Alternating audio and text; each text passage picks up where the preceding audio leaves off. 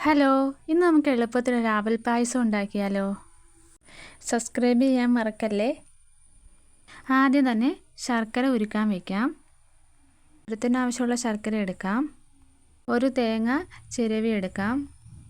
2 പാലാണ് നമ്മൾ പിഴിഞ്ഞെടുക്കുന്നത്. ഏലക്കായും ജീരകവുമാണ്. നമുക്കിത് ആദ്യം തന്നെ വറുത്തെടുക്കാം. കരിഞ്ഞു പോവാതെ നോക്കണേ.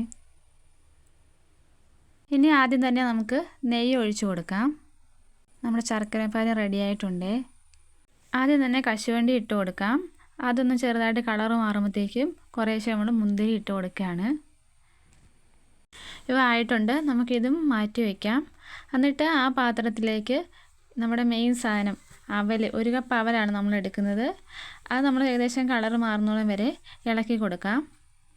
എന്നിട്ട് നമ്മൾ നേരത്തെ മാറ്റി വെച്ചിരിക്കുന്ന 2ാം പാൽ ഇതിലേക്ക് ഒഴിക്കുകയാണ്. ആ 2ാം പാലിൽ കിടന്നാണ് ഇത് വേവുന്നത്. എന്നിട്ട് ഒരു നുള്ള് ഉപ്പും കൂടെ ഇട്ട് കൊടുക്കുകയാണ്. മധുരം ഒന്ന് ബാലൻസ് ചെയ്യാൻ വേണ്ടിയാണ്. അവൽ നന്നായി വെന്തിട്ടുണ്ട്. ഇനി നമുക്കിതിലേക്ക് ശർക്കരപ്പാനി ഒരു അരിപ്പ ഉപയോഗിച്ച് അരിച്ച് ഒഴിച്ചു കൊടുക്കാം. നമുക്ക് മധുരത്തിന് ആവശ്യമായിട്ടുള്ള ശർക്കരപ്പാനി ഒഴിച്ചാൽ മതിയാവും. ഇനി നമ്മൾ ആദ്യത്തെ തലപ്പാൽ അത് ഒഴിച്ചു കൊടുക്കാം. ഈ പാൽ ഒഴിച്ചാൽ പിന്നെ തിളയ്ക്കാൻ പാടില്ല. ഈ ഏലക്കായും ജീരകവും പൊടിച്ചതും കശുവണ്ടിയും മുന്തിരിയും ഇട്ട് കൊടുക്കാം. എന്നിട്ട് നന്നായി ഒന്ന് ചൂടായി വരുമ്പോഴത്തേക്കും ഗ്യാസ് ഓഫ് ചെയ്യാം. ഇത്രയേ ഉള്ളൂ അവൽ പായസം.